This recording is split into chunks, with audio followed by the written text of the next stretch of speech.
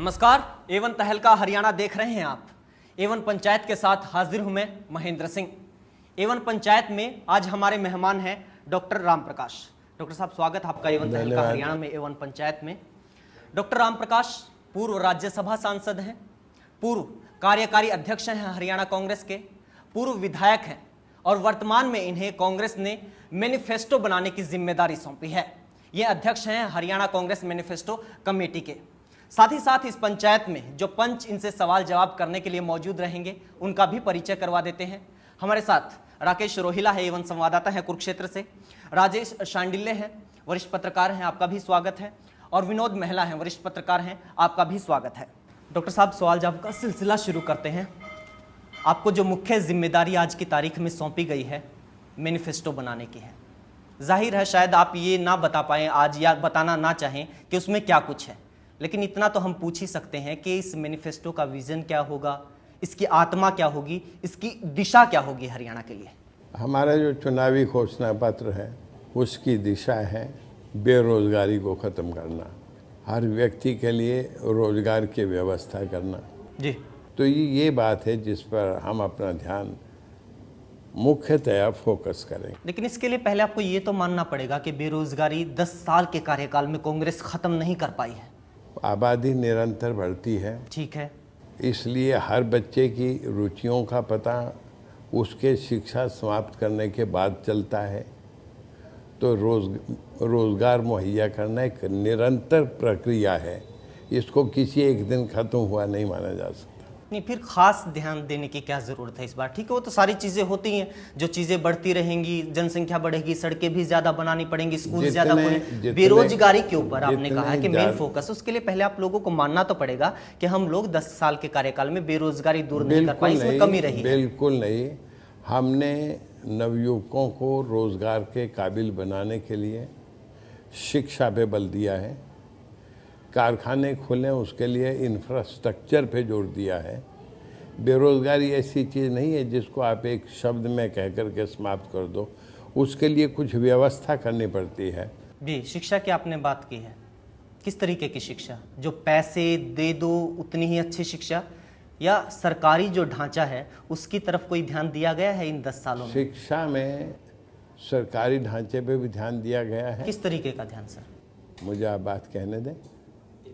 सरकारी ढांचे पे भी ध्यान दिया गया है, विश्वविद्यालयों का विस्तार किया गया है, सरकारी विश्वविद्यालय भी बनाए गए हैं जिसको स्टेट यूनिवर्सिटीज़ कहते हैं, और टेक्निकल एजुकेशन पे जोर दिया। अब अगर कोई व्यक्ति हाई फाई स्कूल में जाके पढ़ना चाहता है प्राइवेट में, तो वो तो अपने हिसाब से फीस लेंगे, अन्यथा कन्याओं के लिए, लड़कियों के लिए बीए तक फीस माफ़ है।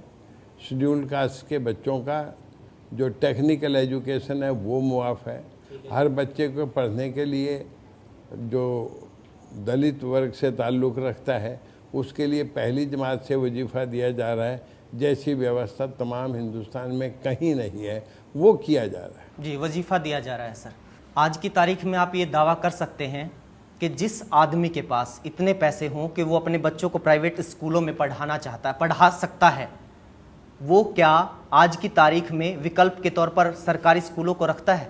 वो ये सोचता है कि भी नहीं, उसमें तो पैसे लगेंगे, हम अच्छा है कि यहाँ पे अच्छी शिक्षा मिलती है, हम लोग सरकारी स्कूलों में पढ़ाएंगे, ऐसा ढांचा है। सरकारी स्कूलों का ढांचा है, नवोदय विद्यालय खोले गए हैं। कितने नवोदय विद्यालय हैं सर? अगर एक नवोदय विद्यालय है तो इस इलाके में सैकड़ों सरकारी स्कूल दूसरी तरीके के होंगे। हर स्कूल को नवोदय विद्यालय नहीं बनाया जा सकता, उसके अंदर बच्चों के कंपटीशन करके टेस्ट लेकर के दाखिल किया जाता है। अगर हर एक बच्चे को नवोदय में दाखिल कर देना है तो आप स्टैंडर्ड कैसे मेंटेन करोगे? प्राइवेट स्कूलों में, गवर्नमेंट स्कूलों के अंदर वेल क्वालिफाइड स्टाफ है, अगर बच्चे स्कूल में जाके क्लास अटेंड करेंगे तो उन्हें कामयाबी हासिल होगी। तो ये बच्चों की कमी है, सरकारी स्कूलों में पढ़ाई नहीं हो पाती, या एक जो आम धारणा बन गई है कि सरकारी स्कूलों में पढ़ाई नहीं होती, अध्यापक वहाँ पर नहीं पढ़ाते? मैं ये समझता हूँ कि आप कभी टीचर यूनियन से पूछना ये बात कि वो पढ़ाते हैं या नहीं पढ़ाते हैं, उनसे बात करो इस बात के। हमारे पूछने से सर क्या वो सरकार की जिम्मेदारी खत्म हो जाती है? सरकारी स्कूलों में पढ़ाई होती है, काबिल अध्यापक हैं, किसी स्कूल के दरवाजे पे सुबह खड़े हो जाना या शाम को जब छुट्टी होती है तब खड़े हो जाना, आपको पता लगेगा कि बच्चे स्कूल में जाते हैं या नहीं जाते हैं। और क्या प्रमाण दें इस बात? सर, अभी नारनौल में एक सरकारी स्कूल में टीचर नहीं थे और वहाँ पर बच्चों ने प्रदर्शन किया और उन्हें लाठीचार्ज किया जैसे कि क्रिमिनल हो, जबकि उसी दौरान में कुरुक्षेत्र में HSGPC ने अपना 4 दिन तक सड़क पर जाम रखा, लेकिन उनके ऊपर कोई कार्रवाई नहीं हुई। मुझे नारनौल की समस्या की पूरी जानकारी नहीं है, लेकिन वायलेंट प्रदर्शन करना किसी भी लोकतांत्रिक ढांचे के अंदर उचित नहीं है। अगर वहाँ कोई किसी किस्म की कमी है वो सरकार के नोटिस में लाएं, सरकार उसकी व्यवस्था करती है। एक पूरा ढांचा है, BO है, DO है, जो फिर डायरेक्टर है, सेक्रेटरी है, एजुकेशन मिनिस्टर है, मुख्यमंत्री है, एक ढांचा है, आप उसके साथ चलिए।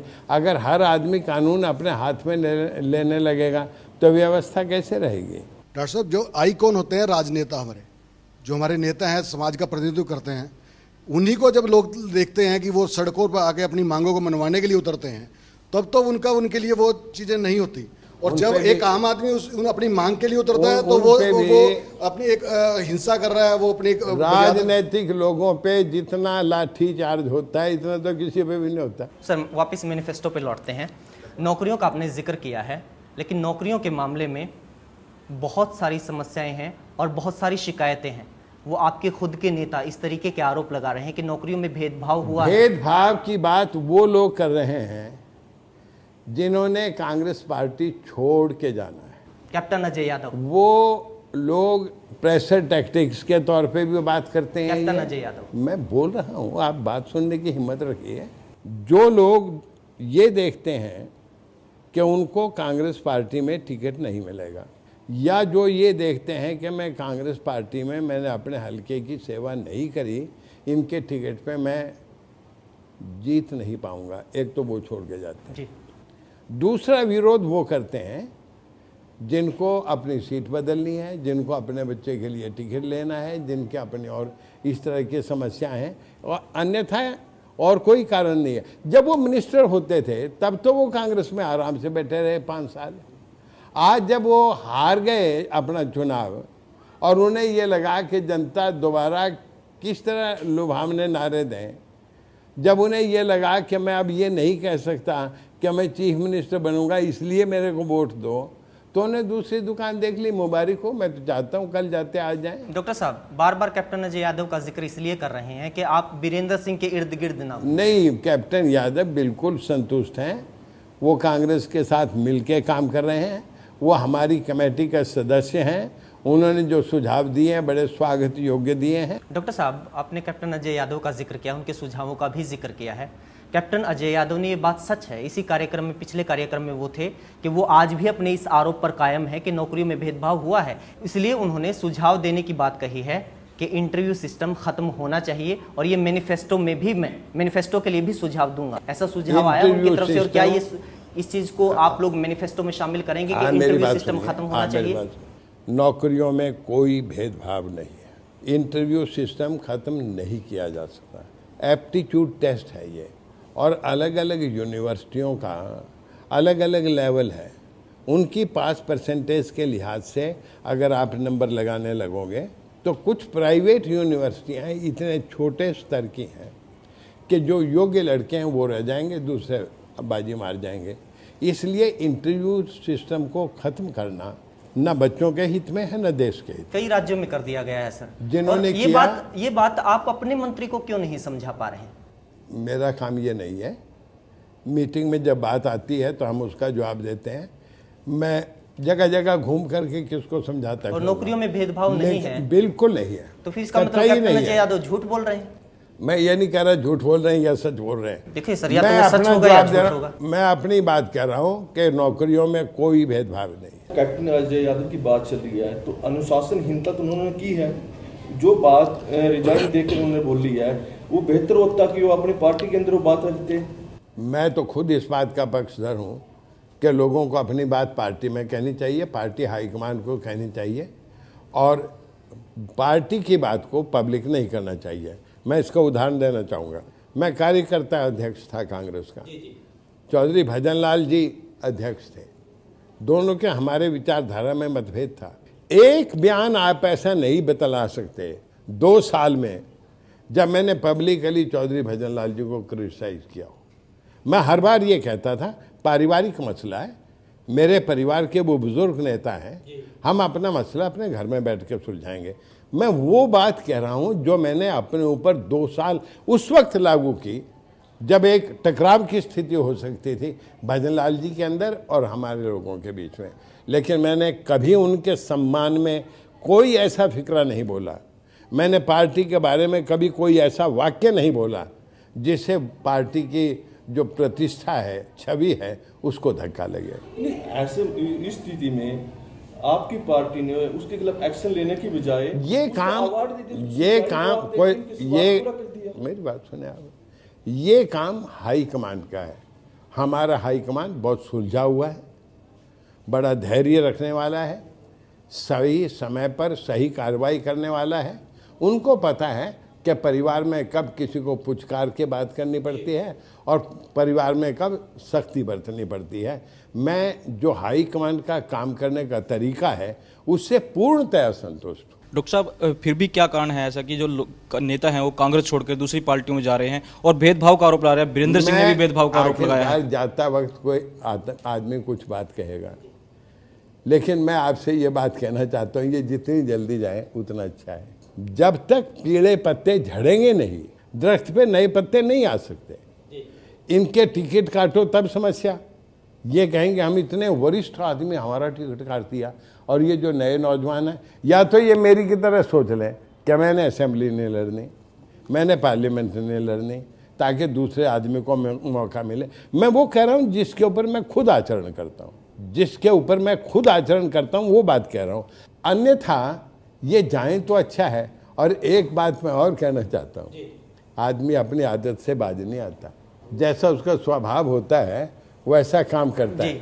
जो यहाँ जो कुछ करते रहे हैं, परमात्मा भारतीय जनता पार्टी को सुख से बचाए, ये वहाँ भी यही काम करेंगे। एक बार आपने भी जब जगाधरी से आपको टिकट नहीं मिला था, भागी हो गई थी, आप भी नामांकन तक भरा था आपने भी, लेकिन मैंने अपना वापस ले लिया था। भरा तो था ना? भरा था। मैं ये दिखाना चाहता था कि आपने मेरे साथ जाति की है, लेकिन मैंने पार्टी को क्षति नहीं पहुंचानी चाहिए, इसलिए मैंने अपना नाम वापस, अगर मैं लड़ता तब मैं पार्टी को क्षति पहुंचा रहा था। मैंने अपना जो प्रोटेस्ट था वो दर्ज किया और उसके बाद नाम वापस ले लिया। डॉक्टर साहब, आप इसी तरीके का बयान कई बार दे चुके हैं कि जो मुख्यमंत्री के विरोधी हैं, अच्छी बात है वो चले जाएं। देखिए, फिर आप अगर मुख्यमंत्री के विरोधियों का नाम लेंगे तो वीरेंद्र सिंह, अवतार सिंह भड़ाना ही नहीं। मेरे लिए नाम आ जाता है। मैंने मुख्यमंत्री के विरोधी नहीं कहा जी। एक तो ये शब्द आपका है, मेरा नहीं है। मैं ये कह रहा हूं कि जो लोग कांग्रेस में रह के कांग्रेस की मुखालफत करते हैं, मैं मुख्यमंत्री की मुखालफत की बात नहीं कर रहा, कांग्रेस की मुखालफत। कांग्रेस, अब बात सुने धैर्य के साथ, मैं कहीं, मेरे को जल्दी नहीं है।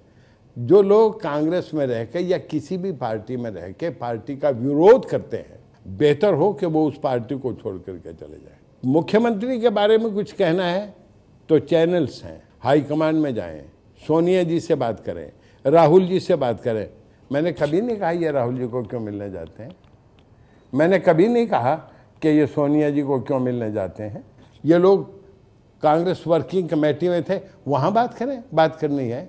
लेकिन परिवार की बात अखबार के माध्यम से करना और लगातार करना, ये तो कोई शोभा नहीं देता। फिर तो आदमी अगर इतना ज़्यादा परेशान है किसी पार्टी से तो उसे छोड़ देते हुए उसके भी हित में है और पार्टी के भी हित में। इसी से जुड़ा हुआ तो सवाल है, ये जो इस दायरे में किन किन लोगों को आप गिनते हैं? क्या वीरेंद्र सिंह और अवतार भड़ाना इस दायरे में आते हैं? मैंने नाम ही नहीं लिए जी। आप वैसे ही अपने नाम मेरे गले डालने की कोशिश कर रहे हैं। मैं जनरल बात कर रहा हूँ, मेरा व्यक्ति विशेष से मतलब नहीं। नाम तो हम ले देते हैं सर। आप लो, हम ले देते आप लो, उनसे जो दायरा आपने तय किया है। मेरा मतलब सैद्धांतिक बात करने से है, मेरा मतलब व्यक्तिगत बात करने से नहीं है। लोकतंत्र में व्यक्ति बड़ा नहीं होता, समूह बड़ा होता है, समाज बड़ा होता है, और वो व्यक्ति के सहारे जिंदा नहीं रहता, वो सिद्धांत के जरिए, नीतियों के जरिए अपने कार्यक्रम के जरिए जिंदा रहता है। सर फिर वही सवाल आ जाता है ना, पूछिए। फिर आप अपने ही मंत्री कैप्टन अजय यादव को, अपनी ही वरिष्ठ नेता कुमारी सैलजा आपके को पास क्यों एक ही नहीं- सवाल है क्या? क्यों नहीं समझा पाते मैंने इस आप- चीज के लिए? ये मेरा काम नहीं है उन्हें समझाना, वो मेरे पास नहीं आएंगे अपनी ग्रीवेंसेस लेके, मैं इतना सीनियर नहीं हूं। वो अपना जो कुछ भी दुखड़ा है वो रोने के लिए सोनिया जी के पास जाएंगे, हाईकमान के पास जाएंगे। हाईकमान उन्हें समझाए ना समझाए, हाईकमान मेरे से ऊपर है, मेरे से नीचे नहीं है, इसलिए मैं हाईकमान को गाइडेंस देने वाला व्यक्ति नहीं हूं। मैं अपनी जो सीमाएं हैं उनको जानता हूं, उनका सम्मान करता हूं, उन सीमाओं को तोड़ के आगे बात करने वाला व्यक्ति। आप भी पार्टी के वरिष्ठ नेता हैं, जैसे वीरेंद्र सिंह अगर पार्टी को छोड़ के जा रहे, नुकसान तो होगा, पहली कमजोर मैं नहीं है वहाँ पे। मानता। मैं ये समझता हूं जिस आदमी ने अंदर रह के विरोध करना है, मैं एक व्यक्ति की बात नहीं कर रहा, जिस आदमी ने अंदर रह के भीतर घात करना है, बेहतर है वो खुद लड़े और अपने वोट ले ले, अपने साथियों को लड़ाए, उनको वोट दिला ले। अगर वो अंदर रह कर के भीतर घात करेगा तो वो ये सोचेगा मुझे इस व्यक्ति को हराने के लिए अपनी 5, 7, 10, 100 वोट किसको देनी है, तो जो नंबर 2 होगा वहाँ वो उसकी कितनी को बढ़ाएगा। अगर बाहर चला जाएगा तो अपनी ढेरी अलग बना लेगा, हमें क्या नुकसान है? नहीं, भीतर घात तो वहां भी हो रहा है, उनको मंत्री नहीं बनने दिया, उनका नाम तक तय हो गया था, उसके बाद ये उनको कभी मंत्री नहीं किसी- बनने दिया। अगर ये- मंत्री बनते ये जींद में वक्तव्य- पार्टी और मजबूत ये होती। वक्तव्य है व्यक्ति विशेष का है। कभी हाईकमान ने, प्रधानमंत्री ने ये वक्तव्य नहीं दिया कि हम इसको बनाना चाहते हैं। मना भी नहीं किया सर कभी।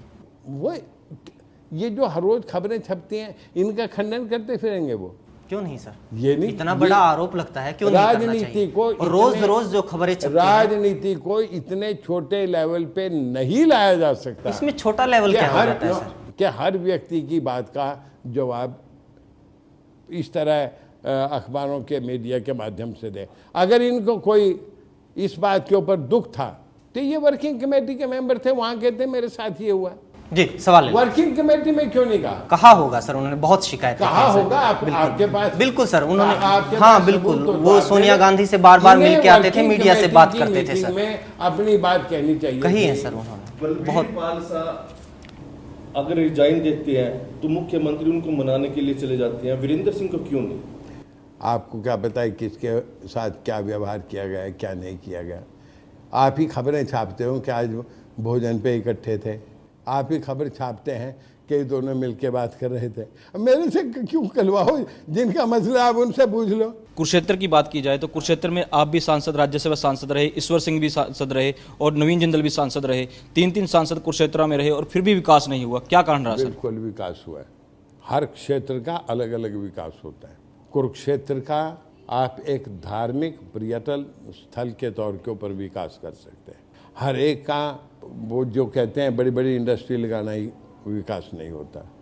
और इस शहर को एक ऐसी पहचान प्रदान करने का प्रयास किया जा रहा है जिसमें मेरा भी योगदान है। जहाँ बालाजी का मंदिर है, मैं आर्य समाजी हूँ, मैं मूर्ति पूजा नहीं करता, लेकिन मैं सेक्युलर हूँ, मैं हर एक की भावना की कदर करता हूँ। जहाँ बालाजी का मंदिर है वहाँ अक्षरधाम नहीं है, वहाँ इस्कॉन नहीं है।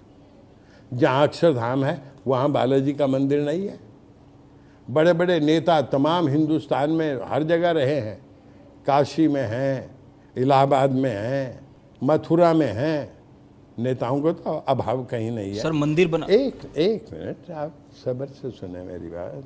कुरुक्षेत्र पहली जगह है जिसको एक नई विशिष्ट पहचान दी जा रही है, जहाँ अक्षरधाम भी होगा, जहाँ इस्कॉन टेम्पल भी होगा, जहाँ बालाजी का मंदिर है, और उसके लिए इस सरकार ने हर व्यवस्था करने का प्रयास किया है।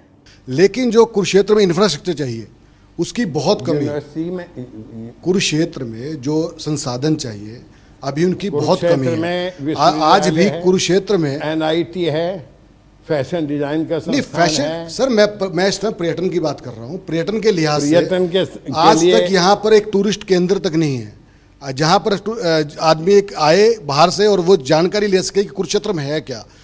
3 सांसद रहे, उन्होंने एक दावा किया, प्रेस कॉन्फ्रेंस बुलाई कि कुरुक्षेत्र का स्टेशन एक आदर्श स्टेशन हो गया। वहाँ पर मॉल बनेंगे, वहाँ पर एक इनक्रेडिबल इंडिया का एक लाइब्रेरी होगी, यहाँ पर एक शॉपिंग कॉम्प्लेक्स के अंदर फूड प्लाजा होगा। आज तक वहाँ 10 साल के अंदर, मैं आपकी बात समझ गया, 10 साल में आज तक कुछ नहीं। मैं आपकी बात समझ गया, अब आप मेरी सुने जी। जिस रेलवे मंत्री ने मेरी सीट पे आके ये वायदा किया था कि हम इसे आदर्श स्टेशन बनाएंगे, मैंने ये मुद्दा उठाया जी। प्रश्न आपका मेरे से, मैं उसका स्वागत करता हूँ। ममता जी अपनी सीट से उठ के मेरी सीट पे आई और अपनी बड़ी प्यारी जो उनकी हिंदी है उसमें उन्होंने मुझे कहा बड़ी अच्छी बात है, हम इसको आदर्श स्टेशन बनाएंगे। अब अगर ममता जी महकमा छोड़ के चले जाएं तो मैं क्या करूँ? ममता जी के बाद तो बहुत रेलवे मंत्री रहे। अरे भाई सुनो तो सही, उनका जो मंत्री आया ममता जी ने उसी को काम नहीं करने दिया। अगला बजट पेश करता है लेकिन बजट के जवाब देने की स्थिति तक नहीं आने दिया। उसके बाद अगला उनकी पार्टी का आया, उसको काम नहीं करने दिया। इतने में अपनी टर्म फिर आपकी पार्टी का आया है? फिर आपकी पार्टी का हमारी आया पार्टी का है थोड़े दिन के लिए। सर पवन बंसल जी ने तो बजट मेरी पेश किया बात सर सुनो, उन्होंने। मेरी बात सुने, आप आराम से सुने, मैं भाग नहीं रहा सवाल से, मैं आपके सवाल का स्वागत करता हूँ। पवन बंसल जी के ज़माने में प्लेटफार्म का सुधार किया गया, कारपेटिंग की गई, उसकी प्लेटफार्म में छोटे छोटे शेड लगाए गए, काम शुरू हुआ। लेकिन जो व्यवस्था उन्होंने अगले बजट में करनी थी उससे पहले वो मंत्री नहीं रहे और उसके बाद मैं सदस्य नहीं रहा, तो मेरी क्या जिम्मेवारी उसके बाद? कुछ सीधे सीधे और छोटे छोटे सवाल वहीं पे आ जाते हैं जहाँ से शुरू हुआ था। कहीं से शुरू इनेलो ने करो। मैनिफेस्टो जारी कर दिया है, किस तरीके से आंकते हैं आप? क्या बताओ, बताइए ना सर, झूठ का पुलंदा है। किस तरीके से? जो काम हो चुके हैं वो भी लिख रखे हैं, जी, जैसे कि उसमें लिख रखे हैं गो आयोग बनाएंगे ताकि गोकशी बंद हो। जी। गो आयोग तो बन चुका। एक सर, अगर इनको पता नहीं है तो मेरी जिम्मेवारी नहीं इनको जी। सबक पढ़ाना, मैं किस किस को पढ़ाऊंगा? बातें ऐसी कह दी गई जो सिरे नहीं लग सकती। जैसे कि 7 करोड़ रुपया देंगे गोल्ड मेडल वाले को, हाँ जी, किसकी जेब से आएगा? कहाँ से आएगा पैसा? 5 करोड़ कहाँ से आते हैं सर? मेरे पास मैनिफेस्टो बड़ा है, अगर मैं गलती नहीं करता तो 7 है। सर सवाल ये जो चुनाव लड़ने के लिए बातें की जाती हैं झूठी, हम उस तरह की कोई घोषणा अपने घोषणा पत्र में नहीं करते। सर बिल्कुल आखिरी सवाल, कांग्रेस क्यों टूट रही है सर? और अगर आप ये कह रहे हैं नहीं कि टूट रही, तो फिर टूटना किसे कहते हैं सर? मैं कहता हूं टूटना किसको कहते हैं? इसको नहीं कहते कि कोई आदमी छोड़ के चला तो जाए, किसको कहते हैं सर? टूटना किसी विभाजन को कहते हैं। जैसे कि जैसे ऑल इंडिया कांग्रेस से तिवारी कांग्रेस अलग हुई थी, हमसे चौधरी भजनलाल जी अलग हुए थे। उस वक्त आदमी ये देखता है कांग्रेस से जनहित कांग्रेस अलग, जन चेतना पार्टी अलग हो गई। अरे जन चेतना कहाँ है सर, सारे लाभ तो वो उठा ले गए। आपने उठाने दिया सर। सबसे बड़ा मंत्री पद किसी के पास था तो उसके पास था। जो व्यवहार चौधरी बीरेंद्र सिंह और जिनका आप नाम ले रहे हैं विनोद शर्मा के साथ, जो शालीनता का व्यवहार भूपेंद्र सिंह हुड्डा ने किया, कोई नहीं करेगा। पूरी पावर दे के रखी विनोद शर्मा को, और आज विनोद शर्मा अगर इस तरह की बात कहे तो ये समझो कि लोगों ने अपनी महत्वाकांक्षाएं बहुत बना रखी हैं। और आपको ये भी बात मैं कहना चाहता हूँ, मैं ज्योतिषी तो नहीं हूँ, ये आगे जाके भी यूं ही दुखी रहेंगे। जो अपने घर डॉक्टर में नहीं रामप्रकाश बचा, जी, बहुत बहुत शुक्रिया आपका वक्त देने के लिए, एवन पंचायत में आने के लिए। आप तमाम पंचों का भी बहुत बहुत शुक्रिया एवन पंचायत में आने के लिए। एवन पंचायत में आज इतना ही, इजाज़त दीजिए, लेकिन आप देखते रहिए एवन तहलका हरियाणा। नमस्कार।